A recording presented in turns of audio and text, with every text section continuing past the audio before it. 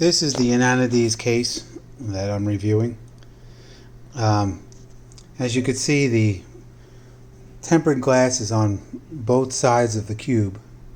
So if you don't want to, you'll probably have to smoke out this glass if you don't have neat wiring and a modular power supply, which I do not. I opted for the ends. They look very good on the other side, but on this side not so good. As you can see, the power supply, if it's mounted this way, it's the vent is up against the wall, gives you about a finger of space, and if you mount it the other way, it's against the glass, which gives you about a finger space. So really there's not much you could do as far as airflow for the power supply.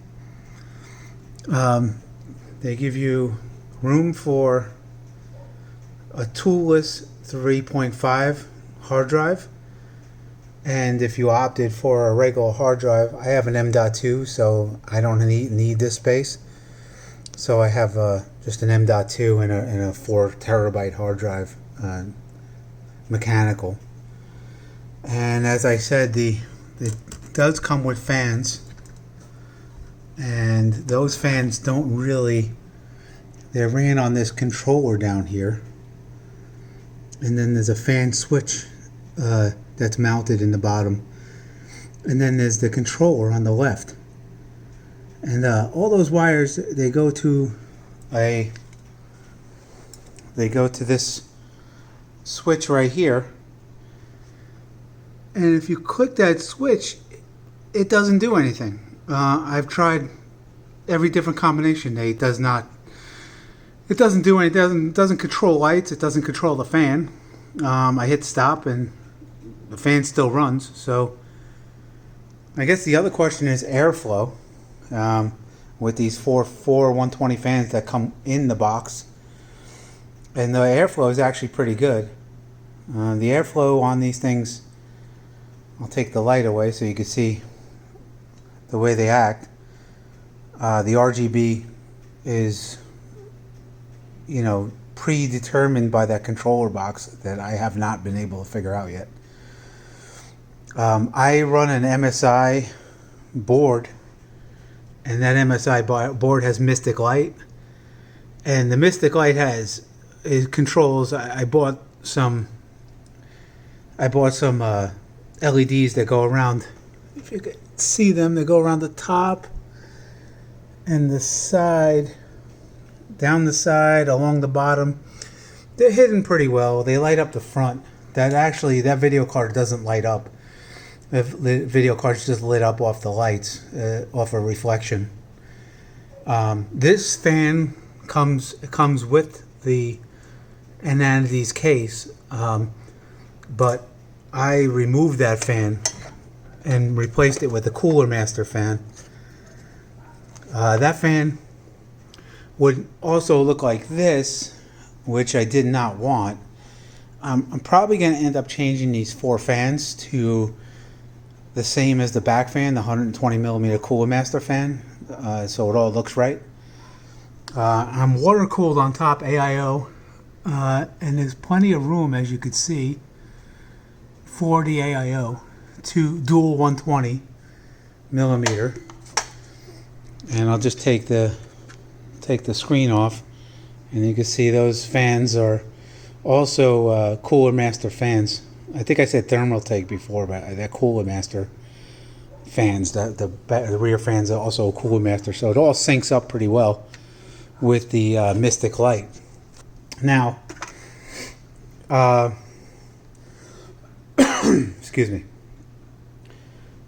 So as you can see, I opted for the ends on the wire, the fancy ends, and they look pretty good. But you saw the other side of the case doesn't look so great. I'll be the first to admit it. Now this controller has dual USB and 3.0 and 2 USB 2.0. Has an audio jack and a headphone jack. And it has a headphone jack and a microphone jack, rather. And a reset button. So that's the reset button that's flashing with the light for the hard drive that's built inside it. There's actually screening in there. So the intake is screened on the outside, and also on the inside has a screen. Sorry for the dust. That's from the light. So it's also screened on the inside. So it's a well screened case. It's also screened on this side of the aisle. So there's a screen here, and there's screen that's actually built. I don't know if you could see it, but there's screen on that grill. So you could pop that grill off. I watched some reviews that suggested that you could take this panel and reverse it. That's not true. I've tried it, and this button would prevent that from happening. And the fact that there is no cutouts for any of the AIO, the IO. So it's literally a left and right situation. You can't take that left side and put it on the right side and vice versa.